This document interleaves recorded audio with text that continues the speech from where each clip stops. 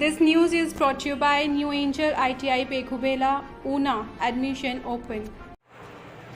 मसूरी में मशहूर इतिहासकार गोपाल भारद्वाज और मसूरी वासियों ने प्रसिद्ध शिकारी जिम कॉर्बेट के 148वें जन्मदिन से पूर्व जिम कॉर्बेट के चित्र पर पुष्पांजलि अर्पित कर उनको याद किया। मशहूर इतिहासकार गोपाल भारद्वाज ने बताया कि जिम कॉर्बेट का 148वां जन्मदिवस है और मसूरी से उनका काफ़ी गहरा नाता रहा। जिम कॉर्बेट के पिता मसूरी के पोस्टमास्टर के पद पर तैनात थे। अब उनका लगभग 1875 में उनका जन्म हुआ था नैनीताल में, और आज जो उनका बर्थडे 148वां वर्ष गांठ होगी। और आप जैसे पूछा आपने, मसूरी से उनका बहुत संबंध है, क्योंकि उनके जो पिताजी थे विलियम क्रिस्टोफर कॉर्बेट, वो उनका जन्म मेरठ में 1822 में हुआ था, और उसके बाद वो हॉर्स रेजिमेंट में असिस्टेंट एपोथेकेरी बनाया गया था उनको। जो हॉर्स के वो होता है, मेडिकल टर्म है ये, वो टर्म आजकल यूज़ नहीं होता है। यहाँ मसूरी में जो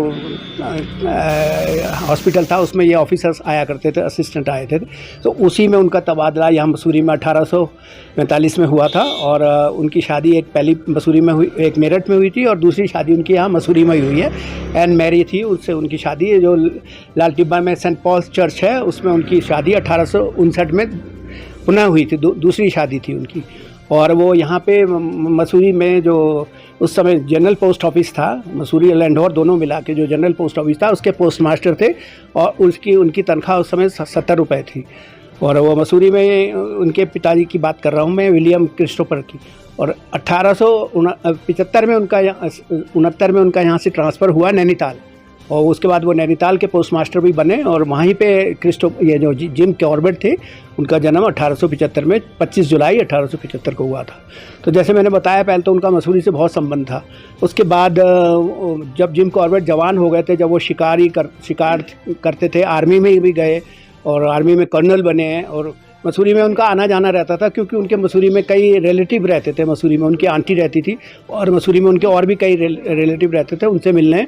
और मसूरी में भी कुछ वो शिकार करते थे। और आपको जानकर ये बड़ी खुशी होगी कि उनका एक अपना यहाँ मसूरी में एक पेट टाइग्रेस रखी हुई थी, और वो उसको प्यार करते थे। और जैसे ह्यूमन बीइंग, जैसे हम आज अपने डॉग को प्यार करते हैं और वो ऐसे फंडलिंग करते हैं, इस तरह से करते हैं, वो टाइग्रेस उनके पास जाके उनको पहचानती थी और उनको प्यार करती थी, क्योंकि वो जानवर के एक वो होता है, मनोविज्ञान को समझते थे, जानवर की मानसिकता को समझते थे। लोग ज़्यादातर आज उनको ये माना जाता है कि वो बहुत बड़े शिकारी थे, और वो मैन ईटर्स को मारा करते थे, और लोग उनको बुलाया करते थे कि हमारे यहाँ मैन ईटर आ गया, बाघ आ गया, और उसको आप मारने के लिए आइए। लेकिन वो उनका लास्ट चॉइस होता था जानवर को गोली मारना। जब वो बिल्कुल ही इम्पॉसिबल हो, 400 जब मैन वो शिकार कर लेता था, तब वो कहते थे अब इसको मार देना चाहिए, ये रोग बन गया। लेकिन ज़्यादातर उन्होंने ये कोशिश की कि जानवर को समझे, जानवर को ना मारा जाए।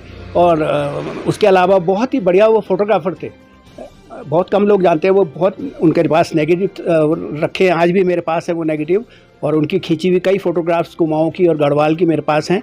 कई बुक्स हैं, man eater of Kumaon, man eater of Champawat, man eater of Rudraprayag, man eater of Talladesh, इस तरह की कई किताबें मेरे पास हैं, और नैनीताल क्लब की वो कई किताबें। और उसके अलावा उनकी कुछ पर्सनल जो बिलोंगिंग्स थी, जैसे उनका जंगल कुकर था जो इंग्लैंड से उन्होंने विशेष रूप से बनाया था, हल्का सा था वो, और वो उसको लेके जंगल में जाया करते थे। अपना जो खाना वाना जब होता था, वो 1917 उसका बना हुआ इंग्लैंड का। और एक आपने देखा हुआ केरोसिन ऑयल का था, वो उस समय का 1939 का, वो भी मेरे पास है। कुछ नेगेटिव्स थे। और जिस लेडी को वो पास ऑन हुई है वो चीज़ें जो जिनसे मेरे को मिली है, उनका पासपोर्ट वगैरह मेरे पास था, वो मिस सलीवन थी।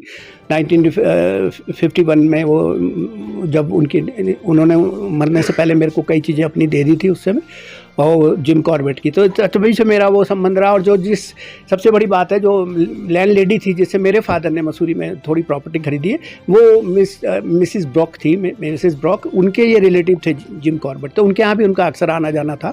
तो कुछ बातें मैंने अपने फादर से भी सुने। और माल रोड में भी काफ़ी घूमते थे वो, तो कई जगह गए। और यहाँ डांडी रखी थी, कई साल डांडी रही यहाँ पे मसूरी में, जिसमें जिम कॉर्बेट घूमते थे।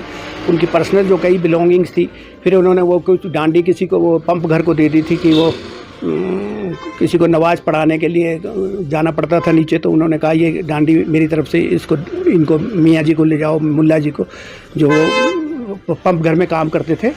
और वो उनके लिए वो डोनेट कर दी थी। तो कई साल तक मसूरी में रही वो डांडी।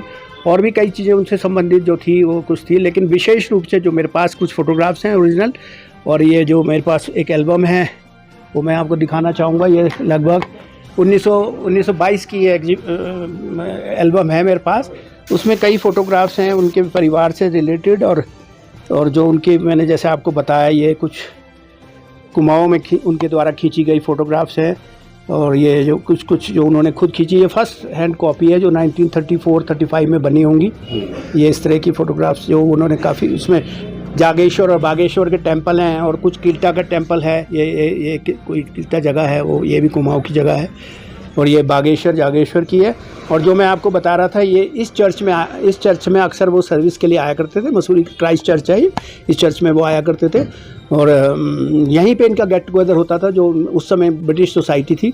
और ये जो उनकी डायना है, जो टाइग्रेस है डायना, ये जो मैं दिखा रहा हूँ आपको, देखिए आप जानवर को कितना प्यार करते हैं। ये देखिए जानवर को प्यार, इन्होंने कितने जानवरों को कहते हैं मारा है, मैनीटर को मारा, लेकिन जानवर से पर्सनली वो बहुत प्यार करते थे।